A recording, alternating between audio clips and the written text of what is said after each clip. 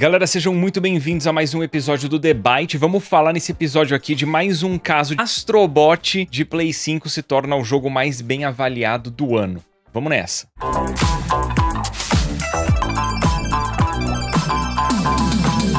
Basicamente, a influenciadora Deolane Bezerra e a sua mãe, ambas foram presas aí em um hotel e de operação de cassinos e bets ilegais, né? Lógico, movimentando nesse caso cerca de 3 bilhões de reais em 4 anos, segundo a investigação. Essa mesma operação de bets, em especial a Esportes da Sorte. Vander. Mas pra mim é a maior história que saiu disso tudo e meio que engloba todos os elementos que a gente fala disso. Tem o quê? Um bando de coisa. Claro, é uma investigação em andamento, né? Mas eu acho que a diferença, falando especificamente da Deolane também, é que muitas vezes, né, acontece, o influenciador, na verdade, é uma pessoa envolvida já com um histórico grande e é estranho. Muitas vezes é a questão ética, eu falo que a gente não quer ser, né? Eu tenho mais umas coisas a dizer, mas vamos tocar a bola pro nosso queridíssimo Edu. Confesso que eu nunca tinha ouvido falar na pessoa em andamento, vai ser levada a sério, assim espero. Envolvendo tanto o caso da Deolane, mas também esse mercado de bets que a gente tá vendo. Por quê? Porque, sim, acontece também com um jogador de futebol, acontece também com um narrador aposentado, acontece com muita gente que tem um grande público, que tem uma certa presença tanto nos meios tradicionais como nos meios digitais, mas pelo que eu tenho notado, nem criador de conteúdo, eu tô falando do influenciador digital, ele aparentemente atrai muito mais. Esse nem tem muita relação com esporte, né? Assim, ela não tem nenhum time do coração que ela fala, nunca foi relacionada com nenhum tipo de jogador ou jogadora, né, de algum tipo de esporte, mas de algum modo ela também tá envolvida em bets, né? Bets que são apostas esportivas. André, por que você acha que tem por trás disso? Por que o influenciador digital, ele tá sempre, infelizmente, né, acaba sendo sempre envolvido com esse tipo de esquema e não outros tipos de profissão, outros tipos de celebridade? Cara, eu acho que é interessante sim a pergunta e que nem eu disse, a gente começou a falar desse assunto aqui no The Byte pela ótica de criadores de conteúdo, tudo que isso engloba, porque é o nosso mundo. E aí a gente começou a falar de influenciadores, que por mais que eu trabalhe com marketing de influência, né, e as campanhas que eu faço com o Edu, por exemplo, são desse mundo, é outra pegada mesmo, né? Outra coisa no Instagram, a questão da ostentação. Eu falei, eu acho que no último debate, sobre as 50 Lamborghinis, né, na outra investigação que a gente viu, e nessa tem uma Lamborghini de 4 milhões, que é justamente vamos dizer, um dos alvos, uma das provas que talvez houve lavagem de dinheiro, entendeu? Foi exatamente essa Lamborghini de 4 milhões de reais. Então eu acho que a questão da ostentação, né, é muito grande. Por quê? Porque o influenciador, ele é mais próximo de você. Você podia ser um influenciador. A gente fala de mídia, de fama, né? Eu já falei bastante disso. Eu, quando era moleque, assim, eu podia querer ser o Ronaldo Fenômeno, mas eu soube já muito cedo que não seria. Eu tenho uma admiração muito grande pelo Jim Carrey, cara. Se eu pudesse agradecer um cidadão nessa humanidade, eu acho que esse é o Jim Carrey por ter facilitado a minha infância e feito ela mais feliz, cheia de risada. Eu sei que parece brega, mas é isso. Mas eu sabia que é quase um negócio meio inatingível. Até tá parecendo a Malhação ia ser. Só que agora a gente vive num momento de uma economia mundial falha, né? Onde parece que a gente sempre fala das demissões aqui nas indústrias e tal. Então parece que às vezes o dinheiro rápido, ele não só é mais sedutor, como justamente nesses cassinos, e você vê uma pessoa que tem esse resultado, parece que você consegue atingir. Então, por isso que os influenciadores são muito visados nisso. Muitos estão envolvidos em besteira. Existe gente que já está totalmente desgastado dessa história de influenciador. Acho que não dá para subestimar isso. O Edu falou corretamente da mídia jurássica, ou das pessoas velhas que culpam o criador de conteúdo influenciadores, mas parece que muitos dão razão para isso, né? Então, como qualquer pessoa pode ser influenciador, se você tem 2 mil seguidores no Instagram, você pode ser considerado influenciador. Tanto que viraliza muitas vezes uma matéria da Record, não sei. Influenciador, você vai ver, tem 3, 4 mil seguidores, não sei. Então, vamos dizer, um negócio que engloba muita gente. Então, claro que vai ter gente comportando mal. Se você tem influência, você tem dinheiro a ganhar e fama, isso vai mexer com a cabeça das pessoas, sabe? Mas eu achei que essa história realmente foi interessante porque ela envolveu tudo, que nem eu falei. E assim, você falou da Deolane Esporte, né? Ela não tem muito envolvimento com o esporte, e o que ela diz é que ela só fez publi pra casa esportiva, né? O que ainda prova um ponto nosso que a gente fala aqui. Que mesmo assim, se ela for totalmente inocente, que isso seja comprovado e que isso tudo que ela fez foi publi, Isso já prova que fazer público com casa de aposta vai virar uma dor de cabeça. Mas é isso. Então, se você começa a se envolver com essas coisas, acaba tendo esses resultados, cara. E assim, é engraçado, né? Porque eu vi até um story na reportagem, onde ela fala, dinheiro não é tudo, não traz felicidade. É muito engraçado quando você ganha muito dinheiro, você fala, ela tá numa casa de praia, sei lá onde, no litoral, parece um resort onde ela tá, mas que é dela.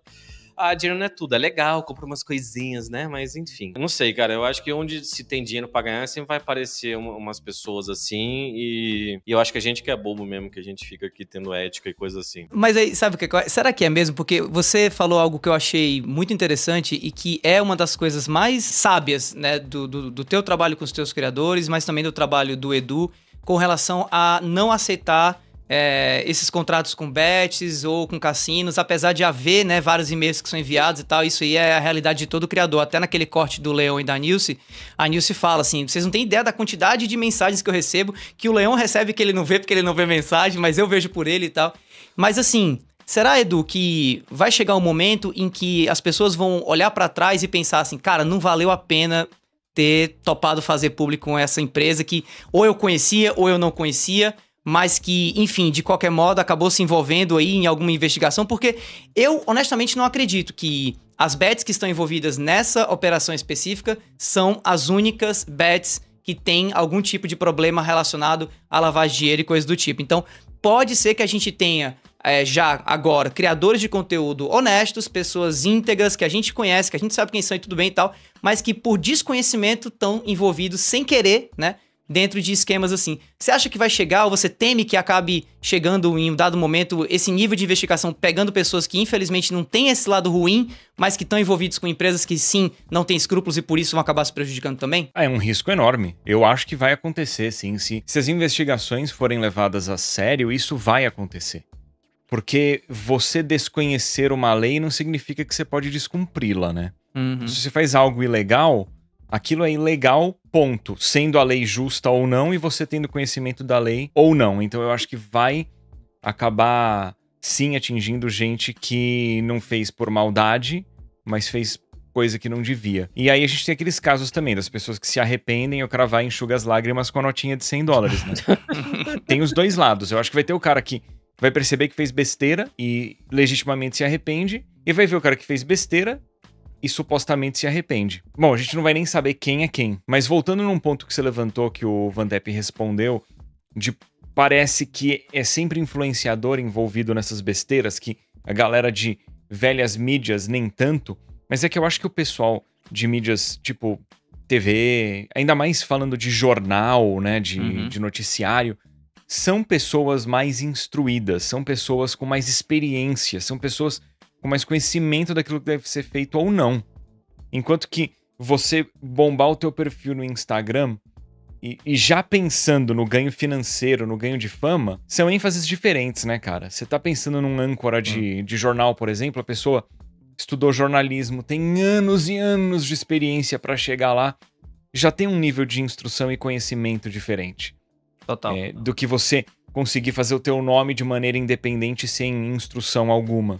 E eu digo isso como alguém que eu me fiz no YouTube por conta própria e eu cometi os meus erros, como todo mundo erra, e assim, aprendi na raça. E muita gente que tá na velha mídia, como tem toda uma estrutura em volta, já é instruída logo de cara de onde precisa tomar mais cuidado. Exatamente, o ponto é esse. Você tava falando que as pessoas são mais experientes, são mais conscientes, mas a minha cabeça também tava nisso. E elas são mais bem assessoradas também, né? Sim. Porque elas têm uma estrutura maior, até porque às vezes elas chegaram lá, não por conta própria, e sim junto com um agente, junto com uma equipe maior, né? Só o que tem, por exemplo, é a celebridade que foi construída, né? Não necessariamente se construiu. E aí entra a importância de um agente, como o caso aqui do nosso querido Bruno Vandep, né, agente de talentos, para dar esse tipo de assessoria. Eu queria até perguntar, aproveitando, Vandep, sobre esse assunto, como é que ficam os bastidores dessas negociações? E fala um pouquinho da tua visão, mas também da visão de influenciadores que você assessora. Como que é quando chega um contrato milionário como esses? Como é que vocês lidam com isso? Qual é o nível, digamos assim, da forçação de barra dessas empresas em geral? E qual é o tipo de preocupação que a pessoa tem que ter? Até para caso ela não seja tão bem assessorada como você, ela pelo menos tem que ficar ligada, né? Assim, eu acho que, voltando àquela pergunta que você fez pro Edu, quero responder rapidinho, né? Se vai ter gente que vai se arrepender. O que eu te digo é que vai, e eu bato nesse ponto sempre, que a gente não tá aqui pra ficar falando mal de influenciador pequeno, por quê?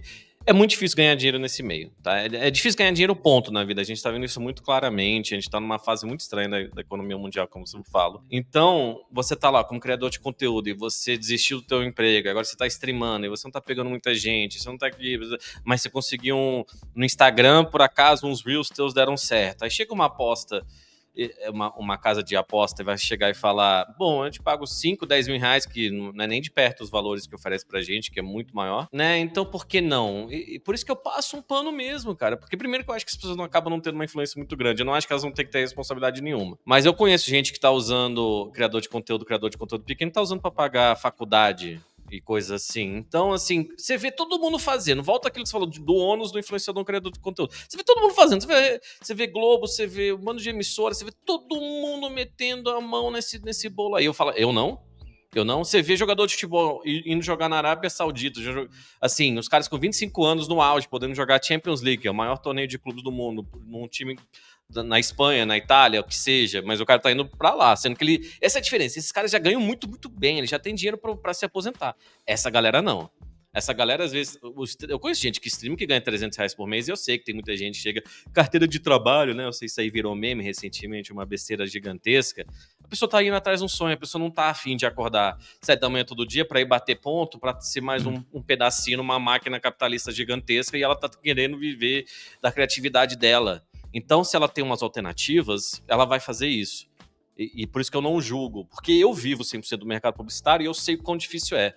Felizmente eu tenho talento né, eu até brinco que é matéria-prima, um Eduardo Benvenuti e outras pessoas grandes que, claro, eu tenho que sempre provar meu trabalho para elas. Eu tenho uma relação de 13 anos com o Edu, mas se eu não estivesse botando comida na mesa, isso a gente ia ter uma conversa, o que está acontecendo. Então eu sei o quanto difícil é ganhar esse dinheiro, cara, eu sei o quanto tentador é. Se eu tivesse aceito, eu estaria fazendo isso aqui de bora a bora, tá? E aceito pouca coisa, aceito fazer só bet, né? E para pessoas que a gente já falou do caso do Adolfo aqui, né? Que chega muita bet para ele e tal, ele não aceitou. Mas o que eu tenho problema é ativamente vender um sonho que não é verdadeiro. É por isso que eu não faço. Mas é difícil, cara. Isso é muito difícil você viver disso.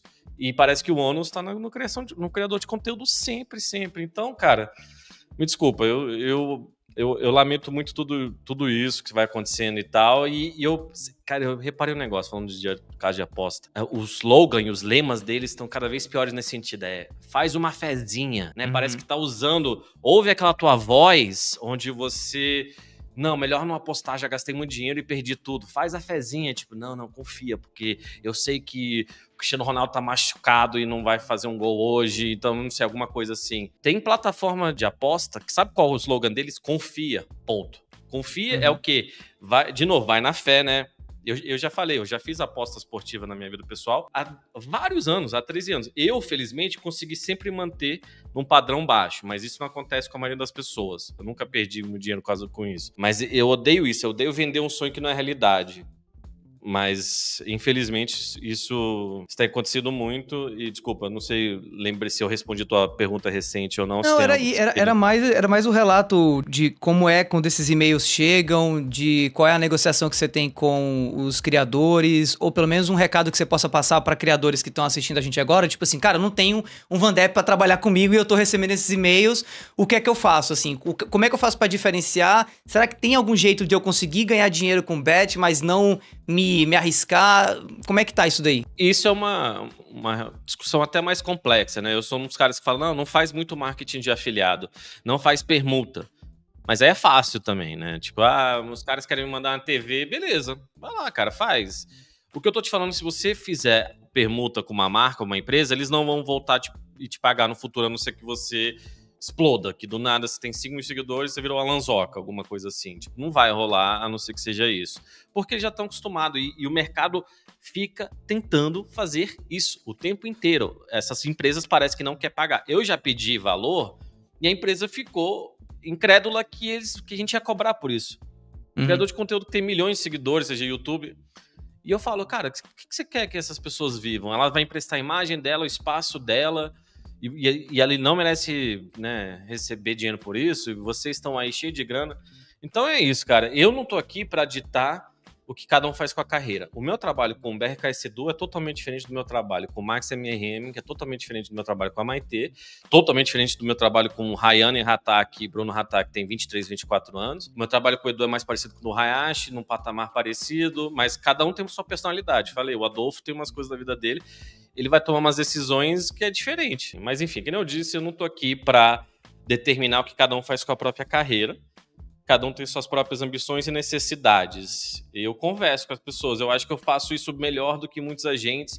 Eu sei desenvolver relacionamentos. O Edu, a gente teve uma conversa semana. Ele foi até fofo. Falou, me preocupo contigo. Eu falei, eu me preocupo com você. A gente tem uma relação pessoal. E eu, pessoalmente, meio que tenho que gostar da pessoa que eu tô agenciando, cara. Não vai ser só dinheiro pra mim.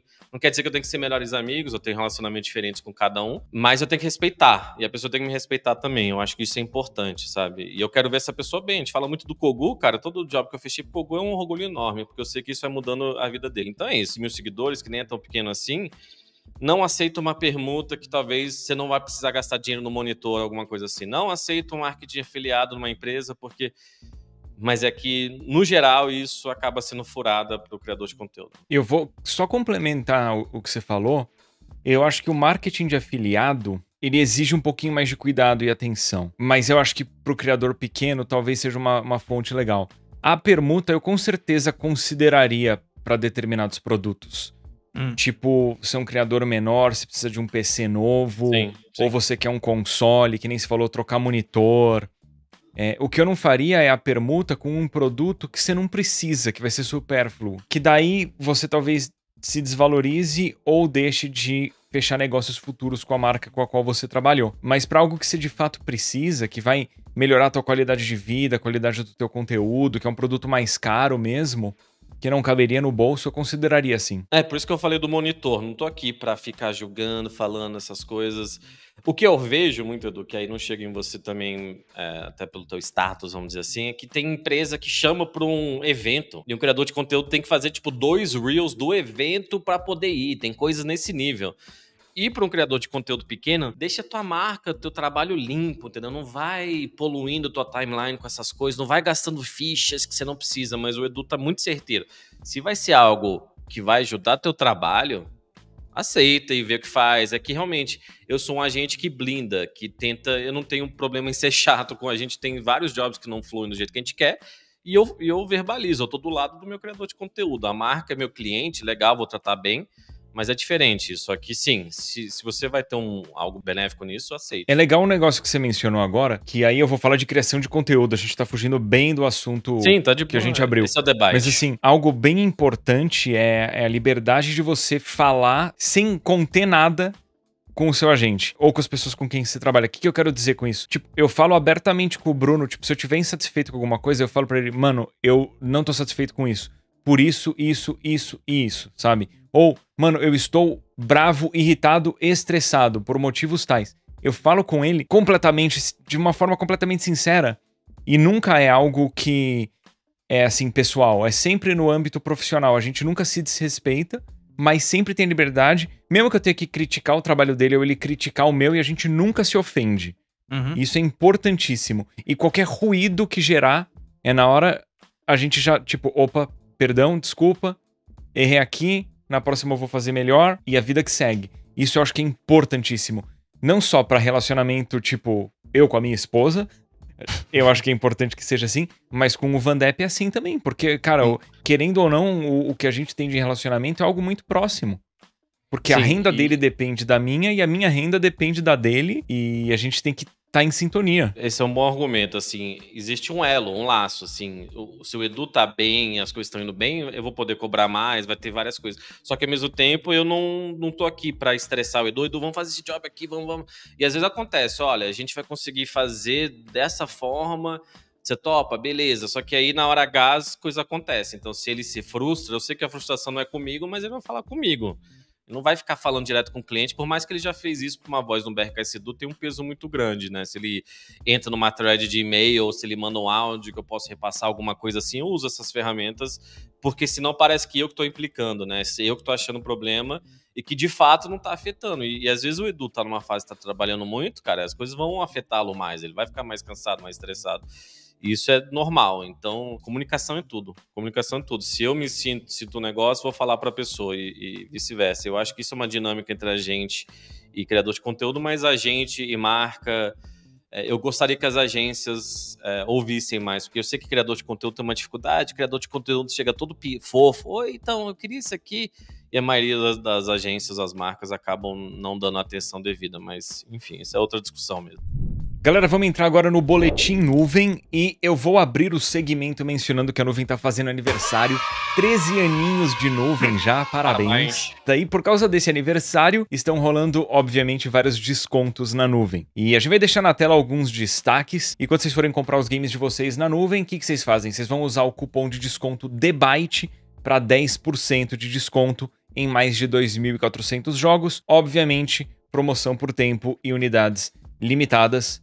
Aproveitem. Bom, gente, geralmente é o Davi que faz essas apresentações com sua locução e sua articulação positiva, olha. Gostou? Obrigado. Mas a gente fica pensando, e o Debate é um negócio que vai evoluindo, e a gente percebeu que o Debate é um programa de mídia, né? E a gente até já conversou aqui sobre a Cazé TV e a Globo, e recentemente o Casemiro e a Cazé TV tiveram envolvidos em outra questão, que foi, eles têm os direitos de transmitir a Ligue 1, que é o campeonato francês da primeira divisão, no YouTube, gratuitamente, né, que é a gente já falou aqui, é um negócio muito interessante poder assistir esses jogos no YouTube e tal, mas, né, VPN esteve em pauta recentemente.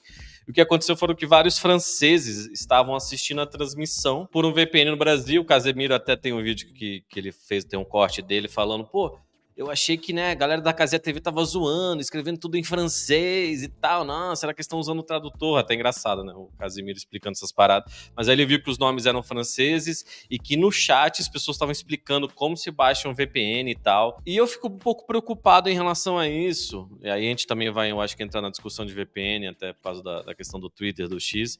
Eu fico um pouco preocupado porque essas transmissões da Cazé TV gratuitas no YouTube têm sido maravilhosas, né? A gente falou da Olimpíada aqui, tem sido ótima. Eu até assisti um pouco da Ligue 1, não é um campeonato que eu acompanho de perto, mas eu vi justamente pela disponibilidade dele. Então, será que isso vai afetar?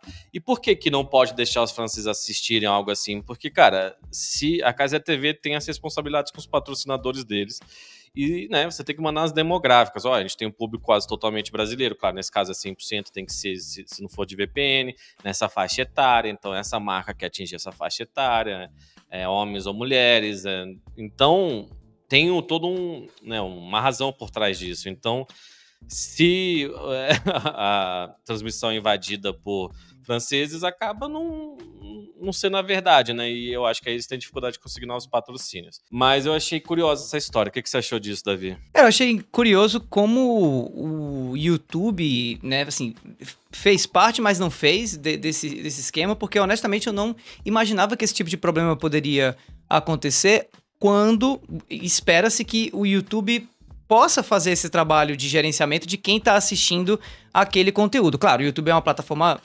entre aspas, aberta, você assiste o que você quiser lá e tal, mas assim como existem regras no YouTube para tipos de conteúdo que podem estar sendo colocados lá, me surpreende descobrir que não existe acordos claros que façam com que o YouTube, mesmo através de VPN, digamos assim, não consiga limitar o acesso de pessoas de países diferentes a conteúdos que não necessariamente deveriam ser... O YouTube consegue sim, Davi. Eu acho que os provedores de VPN que devem estar trabalhando bem.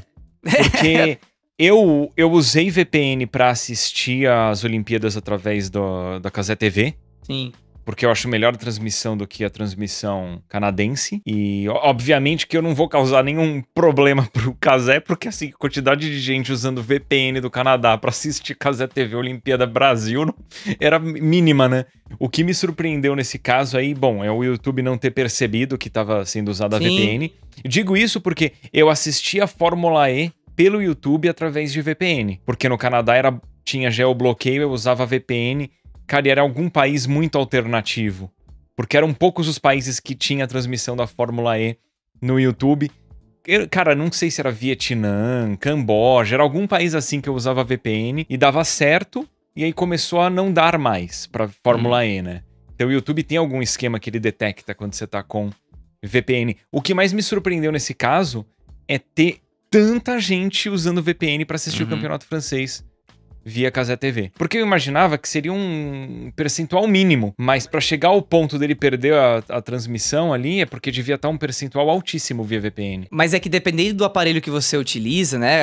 Já teve inclusive atualizações do iOS, né? Que é o sistema operacional da Apple, no 17 já dá para você deixar uma VPN ligada quase que full time dentro do teu navegador, dentro do Safari. Você não precisa mais ir a um aplicativo de VPN antes para ativar ele, para depois voltar e fazer a navegação no teu browser usual, né? Então tem muita gente que está acessando o VPN quase que sem perceber. Assim, a pessoa ainda sabe que está acessando, mas ela nem entende direito o conceito de VPN, como nós que já temos um pouco mais de experiência na internet, a gente entende, né? Como um serviço terceirizado e tal. Por isso até que eu noto muito que hoje em dia as publis de aplicativos de VPN falam muito menos da tecnologia do aplicativo e muito mais da conveniência de você, por exemplo, poder assistir a catálogos da Netflix de outros países e coisa e tal. Quase como se, assim, olha, a tecnologia já virou algo quase comoditizado, é quase usual, assim. Tem gente que liga um switch, não sabe nem o que tá ligando e já tá ativada a VPN no seu browser.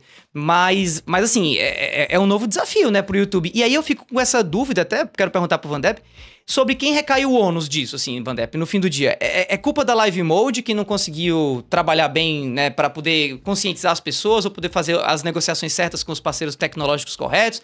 É culpa do YouTube? É culpa do Cazé, de algum modo? Acho que do Cazé não tem culpa nenhuma disso, né? Mas, assim, sobre quem recai, do ponto de vista técnico, o problema que essas VPNs estão gerando, especificamente aí no caso do campeonato francês? Eu quero falar algo antes do Van Depp responder. Cara, se os franceses estivessem recebendo uma transmissão local bacana, acessível, eles não estavam usando VPN. E eu queria falar, cara, que você falou, como tem tanta gente? Pra quem gosta de futebol, de esporte, você vai atrás, né? Quem já não usou um linkzinho, cadê aquele linkzinho da não sei o quê? Eu, felizmente, por isso que eu pago praticamente todo o serviço, eu faço isso pelo eu criança. Graças a Deus eu consigo ter essa condição. Eu pago o UFC, eu pago o NFL, eu pago o NBA, eu pago Fórmula 1, eu pago tudo, porque eu já passei de tempo. Nossa, achei um link.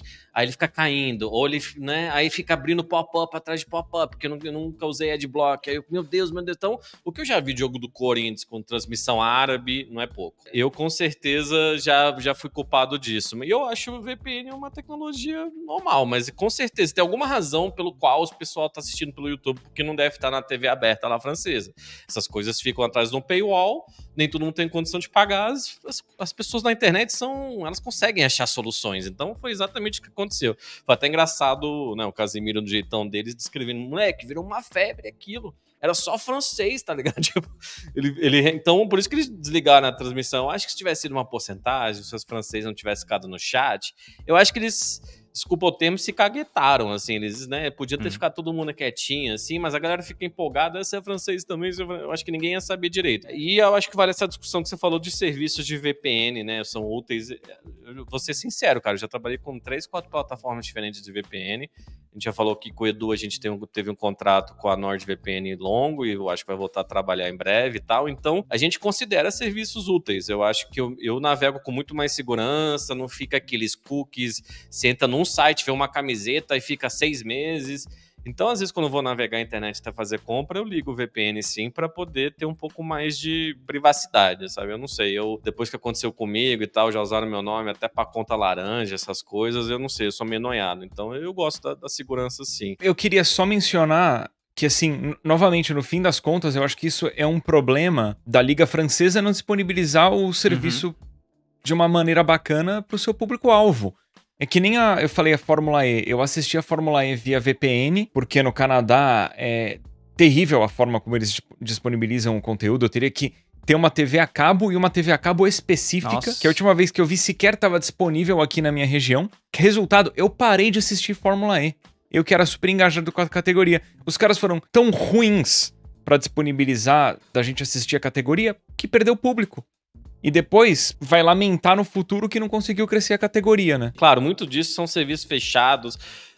A própria Rede Globo tinha muito poder dentro disso, né? Então, se não pagasse Sport TV, o que fizeram com as Paralimpíadas também, que não foram transmitidas gratuitamente na Rede Globo ou na Cazé TV, não foi permitido transmitir. Eu sempre fui nóia de esporte, cara. Eu me lembro, em 2001, eu usava um VPN, que era tipo um serviço chamado Ultra Surf. Eu via VPN para ouvir jogo do meu time da NBA, o Phoenix Suns, na rádio do Arizona. Porque eu queria acesso, eu ficava vendo as estatísticas atualizando aqui no real time, assim, o cara pegou rebote e ficava ouvindo na rádio local da Arizona. Eu só queria, quando passava na net um jogo do meu time, eu pegava aquela revista, eu ia procurando, vai passar Europa secado, eu era um moleque apaixonado por um time, um esporte, um negócio assim.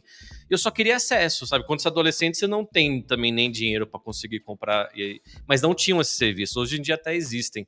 Mas é tudo atrás de um paywall, sabe? Não, você falou de Globo, olha que bizarro. Se eu tentar assistir, por exemplo, um jogo de futebol que está sendo transmitido pela Globo via internet, no site, em algum site da Globo, eles vão me passar propaganda, uma ou duas, que não são puláveis, de coisa do Brasil, e aí na hora de consumir o conteúdo, ele tem o geobloqueio. Quer dizer, a Globo, dos seus anunciantes, vai cobrar essas propagandas que ela passou pra mim. Caramba. Que não vou consumir aquilo, porque ela sabe que eu tô no Canadá, mas daí na hora de passar o conteúdo ela não passa. É bizarra a situação. É muito doido mesmo. E assim, você falou você ouviu a Olimpíada pela Casa TV, com certeza o Casimiro, ele gosta de você, ele já até fez react de vídeos seus, assim, ele vai ficar feliz que você pôde ter acesso às transmissões, ou vê-lo, ou ver... Então, existe um lado muito positivo disso, né? Teve a gente acabou não comentando o Twitter ou X, porque às vezes a gente grava com delay aqui e esses assuntos, né, eles vão ficar defasados da hora que a gente publica, tá? Então, foi discutido muito a ética da VPN, que eu acho que não tem problema nenhum. Não sei se faz tempo que você não comenta, Davi, o que você acha disso? Não, é isso aí, eu concordo plenamente. Eu ia tocar nesse assunto, inclusive, assim, é legal ver esse assunto sobre VPN começando a acontecer, mesmo que é através de algo, entre aspas, negativo que aconteceu aqui no Brasil, que foi a colocação do assunto VPN dentro de uma discussão que era muito maior do que VPN, então tem gente que é a favor, contra, quando na verdade a VPN nada mais é do que uma ferramenta. Eu, inclusive, por ter esse lado mais acadêmico também, né, eu sou professor, tenho mestrado e tal, assim, eu usei muito VPN durante a época que eu estava fazendo meu mestrado, enquanto eu fiz tanto no Brasil quanto no Canadá, porque existem alguns bancos de artigos acadêmicos que têm geobloqueamento, né? Ou seja, eles são bloqueados de maneira geográfica e se você está no Brasil, você não consegue acessar um banco de teses e dissertações, por exemplo, do Canadá e vice-versa. Então, eu conheço muito pesquisador que ainda hoje, gente que faz ciência, gente que faz conhecimento, seja, no meu caso, por exemplo, da comunicação, ciências sociais, mas com certeza gente da medicina, gente da física, da matemática, que tá aí construindo conhecimento, que tá aí publicando artigo, que tá aí movendo, digamos assim, essa ampulheta do progresso com relação à ciência no Brasil e que usa VPN constantemente para poder acessar essas fontes de informação. Então, quando saiu essa notícia inicial de que o Twitter estava bloqueado no Brasil e quem usasse VPN ia pagar multa, eu fiquei assustadíssimo. Eu fiquei assim, meu Deus, como assim VPN tá bloqueada? Tá proibido usar VPN também no Brasil? E graças a Deus, depois, né, esclareceram a situação, que não tinha a ver só com relação ao acesso específico à plataforma do X. Porque realmente, assim, VPN precisa ser trazido à luz do entendimento da população e não apenas dos canais especializados em tecnologia que estão falando sobre esse assunto bastante, tanto antes quanto agora, que é algo tranquilo, é uma ferramenta que pode ser utilizada em prol de alguma coisa positiva, como, por exemplo, em prol da construção de saber. Esse é um assunto que para mim é muito caro, é um assunto muito importante que a gente precisa estar discutindo, por isso que é legal a gente trazer isso aqui no debate, que é realmente esse espaço que a gente discute mídia hoje em dia como um todo. E bacana que a gente está podendo também trazer esse assunto aliado a algo que é, digamos assim, do interesse geral, que é futebol, é Cazé TV, Casimiro e... Inclusive, muito bacana o vídeo que o Casimiro fez, porque assim, ele mesmo não colocou culpa na VPN. Tipo, o que ele reclamou foi que a galera lá da França avacalhou, digamos assim, né? VPN eu uso bastante para o meu trabalho e é para coisa simples, assim. Por exemplo, quando eu vou acessar o site da nuvem, eu sempre coloco como VPN acessando o servidor brasileiro, porque daí o preço já vem em reais para mim, sem manualmente eu precisar mexer nisso.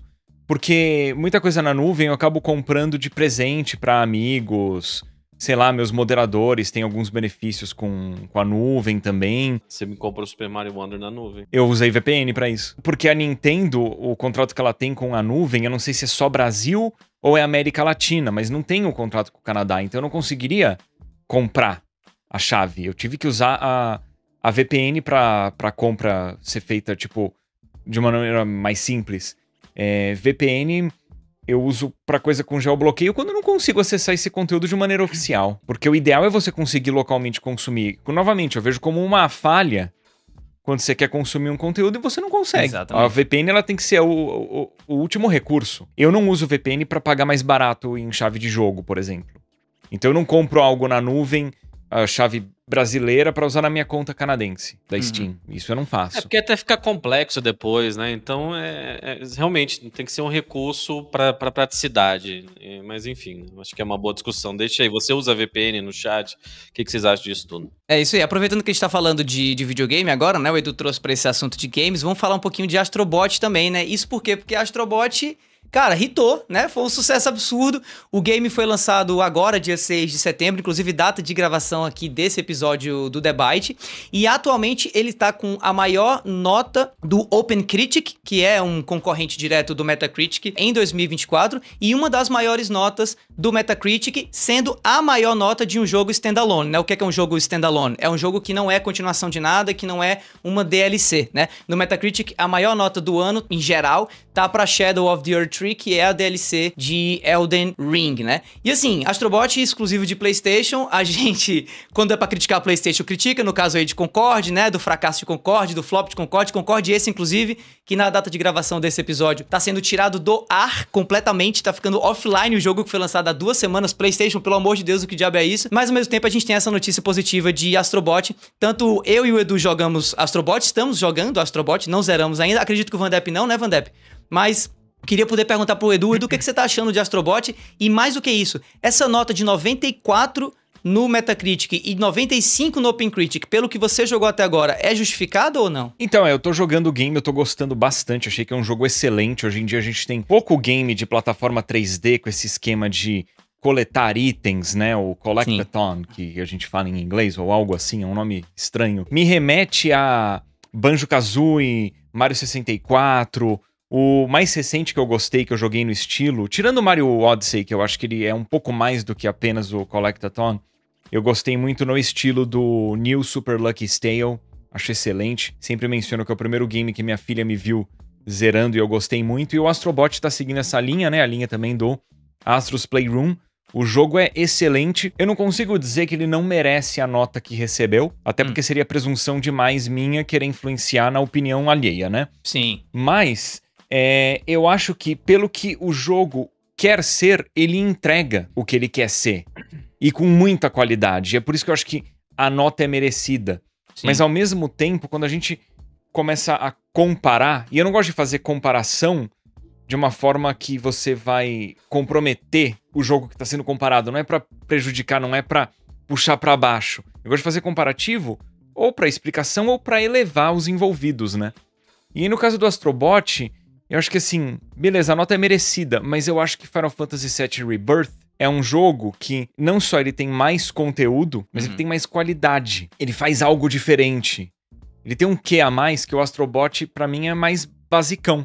Ele é um basicão muito bem executado. Por mais que tenha recebido esse notão, o Astrobot, eu não consigo falar que o Astrobot é a experiência do ano. Mesmo o Black Myth Wukong, que pra mim tem muito mais defeitos que o Astrobot, é um jogo que eu recomendaria mais do que o Astrobot. Por quê? Simplesmente porque eu acho que o Black Myth Wukong tem um quê a mais de novidade do que o Astrobot. Primeiro jogo de console e PC da Game Science. Altíssima qualidade, mistura ali folclore, mito, lenda chinesa, com mix de Souls-like com hack and slash. Não sei, cara, é algo pra mim mais original do que o Astrobot. Mesmo que, pra mim, o Black Myth, se eu fosse dar nota, eu daria uma nota mais baixa que o Astrobot. Sim. É porque o Astrobot, ele erra menos, mas ele arrisca menos também. Então, assim, numa celebração de mundo dos games... eu elevaria mais um Final Fantasy VII Rebirth, até um Black Myth Wukong, um Like a Dragon Infinite Wealth, um Animal Well, acima de um Astrobot.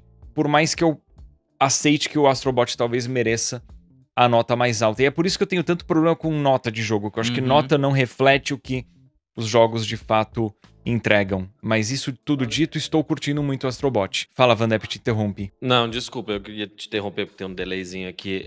O Astrobot, por contexto, porque eu me lembro que quando saiu o PS5 tinha uns mini-jogos no qual ele aparecia, né? Então ele virou uma figura do PlayStation. E o porquê que o jogo tá tão legal? Porque ele é gostosinho. Vocês sabem que eu sou mais... Eu talvez curtiria mais um Astrobot que o Black Myth, porque talvez o Edu que tá tão inserido, tá jogando tantas coisas... que eu gosto de uns joguinhos bonitinhos, assim, claro que não é não tô falando que é um joguinho indiezinho, tô falando mais que tem uns pequenos puzzles, pequenos desafios. Eu me lembro justamente que eu fiquei acompanhando uma stream que você tinha que fazer um tempo, que você ia rodando e você tinha que acertar eu gosto disso, de você aprender a mecânica e ser eficiente com ela. Então, o sucesso do jogo e as notas boas vêm disso, de ser um bom jogo bem executado, uma experiência boa? Não é defendendo nem julgando, muito pelo contrário, mas assim, conhecendo o Edu, e aí Edu, você me corrige se eu estiver errado, assim, essa questão da nota de Astrobot e da opinião do Edu, assim, eu acho que ambos estão certos, ambos estão corretos, mas ambos partem de pontos de vista diferentes. O que eu noto que justifica essa nota de Astrobot é que o Astrobot, em comparação com os outros games que saíram esse ano, ele é talvez, tirando Shadow of the Earth Tree, né, que é DLC, ele é o jogo mais completo do ponto de vista de polimento, de promessa e entrega daquilo que prometeu, até um certo ponto de hype, porque o hype dele também foi na medida certa, assim, nem foi jogado pra cima demais, nem também foi um jogo como o próprio Concorde, que saiu e você mesmo, Vodep, nem sabia que tinha sido lançado. Então ele é mais um jogo, digamos assim, redondinho, sabe? Eu tenho notado, e eu li algumas reviews, e as reviews batem muito nessa tecla, que tudo que o Astrobot se propõe a fazer, ele faz. Ele evolui em parte, de certo modo, né? O que foi o jogo anterior da franquia Astrobot, que foi o Astro's Playroom. E ele é um jogo que você joga do começo ao fim feliz. São poucos os momentos em que Astrobot, digamos assim, quebra a tua expectativa, em que ele decepciona o jogador. Se é que tem algum momento como esse, até porque muitos reviewers que jogaram o game disseram que o jogo do começo ao fim é impecável nesse sentido. Quando o Edu fala de jogos e do que chama a atenção pra ele nos jogos e fala bem do Black Myth Wukong, apesar de problemas técnicos e tudo mais, eu acho que tem muito a ver com a barra da indústria dos games e o desafio de jogos novos de elevar essa barra, de fazer algo diferente, de ir além, de não ficar, digamos assim, retido naquilo que dá certo e só ficar naquilo que dá certo. Nesse sentido, e aí eu concordo, Final Fantasy Rebirth, pra mim, foi muito além. Cara, você pegou um dos jogos mais amados e cultuados de todos os tempos, um RPG, e você se desafiou a tentar fazer uma versão diferente, com certeza, mas quem sabe até melhor do que a do jogo original. Black Myth Wukong, mesma coisa. É um jogo que fala de uma cultura que não é muito abordada no mundo dos games.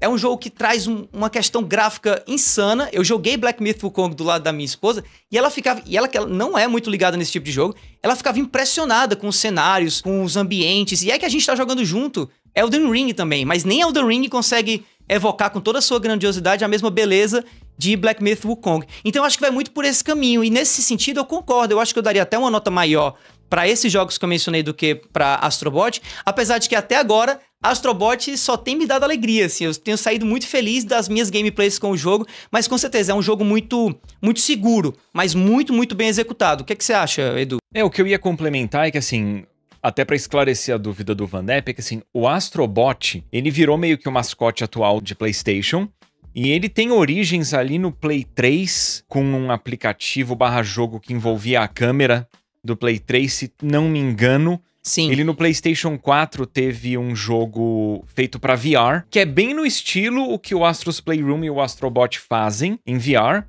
E daí no Play 5 aparece com o Astro's Playroom, que é o jogo que vem grátis com o Play 5, que é uma experiência meio que pra mostrar as funcionalidades do controle do PlayStation 5. Mas é um jogo muito redondinho, de plataforma 3D, em que você vai coletando itens relacionados a PlayStation. Muito redondinho, o jogo é muito divertido. Tanto que é uma das poucas platinas que eu tenho. Eu não ligo pra platina e eu platinei o Astro's Playroom, de tanto que eu gostei.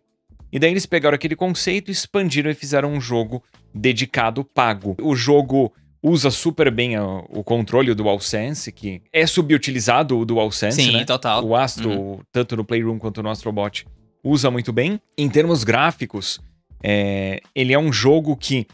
Beleza, ele é cartoonizado, só que ele é muito avançado. porque ele é um jogo que tá ali no 60 FPS, resolução alta, varia de 1440p a 4K, e uma simulação de fluidos absurda, muita coisa acontecendo ao mesmo tempo na tela. Trilha sonora absurda também. Então assim, ele é um jogo feito com bastante excelência. E ele é o jogo gostosinho de jogar mesmo, é uma plataforma 3D ali, que remete a 32 bits, 64 bits, mas nos tempos atuais. Eu acho que você ia gostar bastante. Por isso que eu falei, o jogo que eu mais gostei e o único que eu platinei Super Mario Wonder. Quantas vezes eu falei desse jogo aqui? Porque eu adorei o jogo, eu adorei, cara. Eu tive uma experiência... A última vez que eu tive uma coceira pra jogar um jogo. Só falar uma coisinha rápida, desculpa te interromper, Vandep. E até falando sobre você, inclusive, Vandep. É muito engraçado, toda vez que eu jogo o Astro Bot, eu fico com isso em mente. Eu falei, cara... É muito difícil você, como o novo mascote da PlayStation, bater de frente com os outros mascotes que existem das outras empresas, né? Então, assim, um Astro nunca vai ser pra gente o que o Mario é pra gente. Impossível, não dá, porque assim, são anos de uma história e tal. E o personagem do Astro não é tão carismático assim, apesar dele ter muito carisma. Mas, cara, eu noto um esforço tão bem executado do time Asobi, que é a equipe de desenvolvimento do jogo, e também uma visão tão clara de PlayStation, que quer transformar esse personagem e o universo de PlayStation, porque o universo de PlayStation, a história de PlayStation também é personagem dentro dos jogos da franquia do Astro, né? Você tem vários personagens que aparecem com referências, com cameos e tal. Então, assim, eu não me surpreenderia nada de daqui a pouco a gente começar a ver crianças que estão jogando os seus primeiros jogos agora, na era PlayStation 4, na era PlayStation 5, gostarem de Mario tanto quanto vão gostar de Astro, ou até mesmo gostar mais do Astro Bot do que do Mario, porque ele é um personagem todo fofinho, ele chama a atenção também, ele é muito carismático, mas a gente tem uma herança afetiva muito maior com o Mario do que com o Astro Bot. Eu notei um movimento nesse sentido com alguns comentários no meu vídeo de Astro Bot, de pais e mães falando, nossa, o meu filho, minha filha, ansiedade total por esse jogo. E quando mencionavam a idade, era 6 anos, 8 anos. A criançada na expectativa, por causa do Astros Playroom. Agora, eu vou levantar só um ponto que eu vi em alguns fóruns de discussão, das pessoas falando assim, que o Astro Bot é uma celebração da história de PlayStation, mas ao mesmo tempo parece um cemitério de franquias, porque é um monte de franquia que aparece no Astro Bot ali que ficou perdida pro passado, né? Que não tem lançamentos há 15, talvez 20 anos, que é um ponto importante de se levantar também, visto que Nintendo tem lançado muito jogo das suas franquias, tipo Pikmin, Star Fox, a gente pode mencionar tipo Punch-Out e F-Zero faz tempo que não aparece, mas tem muita franquia que tem aparecido com o Nintendo, né? O próprio Kirby e tal. Eu acho que eles têm administrado melhor as suas franquias clássicas do que PlayStation. Só essa observação mesmo. Eu só queria, antes da gente ir embora, primeiro que eu concordo que ele é bonitinho, mas eu acho que o Mario é uma figura icônica no mundo inteiro. Eu acho que o próprio Sonic, eu acho que ninguém consegue chegar perto. Eu acho que era outra fase, até de consumo de mídia. A gente tinha menos coisas, né? Menos figuras, distraindo, assim, sabe? Exato. Então, eu acho que o Astro Bot é fofo porque ele me lembra um pouco o Wall-E, aquele filme da Pixar, do robozinho, o Wall-E. Enfim, antes de irmos, eu não queria deixar, você mencionou um pouco, Davi, mas eu queria fazer essa pergunta para vocês, se o que aconteceu com o Concorde, primeiro, se é o maior flop da história, assim, talvez, me lembrou um pouco quase o Atari, que tinha aquela questão, o ET do Atari, desculpa, o jogo do ET, filme do Atari, que eles até têm aquela questão, tem um documentário que eles enterraram fitas do jogo, que ele era tão ruim, foi tão mal, que eles tiveram que enterrar as fitas porque ninguém comprava.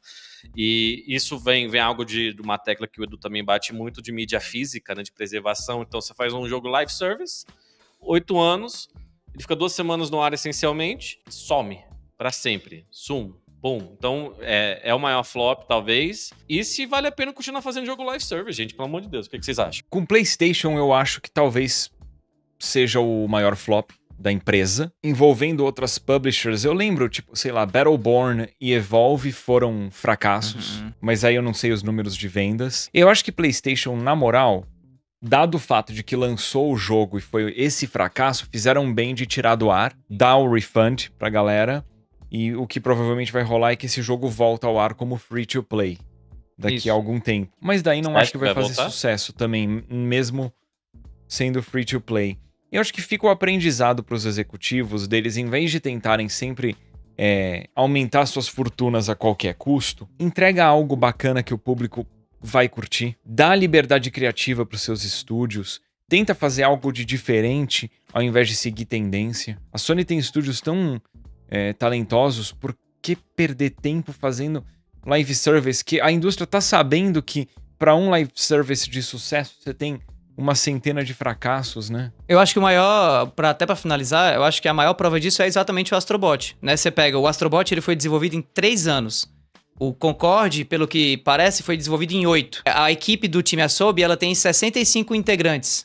A equipe do Firewalk Studio não é necessariamente muito maior, mas ela gastou muito mais recurso do que o time Asobi nesses 3 anos. Concorde é um jogo multiplayer, live service, né, com uma pegada crossplay e tal. Astrobot é um jogo exclusivo de PlayStation, single player, com uma proposta muito focada e com uma execução muito bem feita, né? Eu espero que essa mensagem ecoe pelos corredores da PlayStation, da Sony, até para que ela possa focar, voltar a focar, né, as energias dela naquilo que PlayStation sabe fazer direito e que a gente, inclusive, bate nessa tecla muito aqui dentro do debate. Até com aquela fala do Edu de que Concorde parecia muito mais um jogo que poderia prosperar no Xbox do que em PlayStation, já que Xbox tem uma proposta maior como multiplayer. Eu mesmo não pago o PlayStation Plus, porque eu não jogo nenhum jogo multiplayer no PlayStation, mas eu continuo pagando meu Game Pass Ultimate, não só pelos jogos, mas também porque eu tô lá jogando a beta de Call of Duty Black Ops 6, eu tô lá jogando um monte de jogo multiplayer, porque pra mim, na minha cabeça, multiplayer no console é muito mais Xbox do que PlayStation. Então eu espero que isso também diminua realmente essa vontade de PlayStation de ganhar dinheiro a todo custo, porque no fim do dia, a PlayStation consegue ganhar muito dinheiro fazendo aquilo que ela sempre soube fazer bem, que são boas experiências single player. A gente até fez um corte do episódio da semana passada, que saiu meio junto com a notícia, e tem muita gente falando dos devs que foram meio arrogantes no Twitter, não sei direito como foi essa história,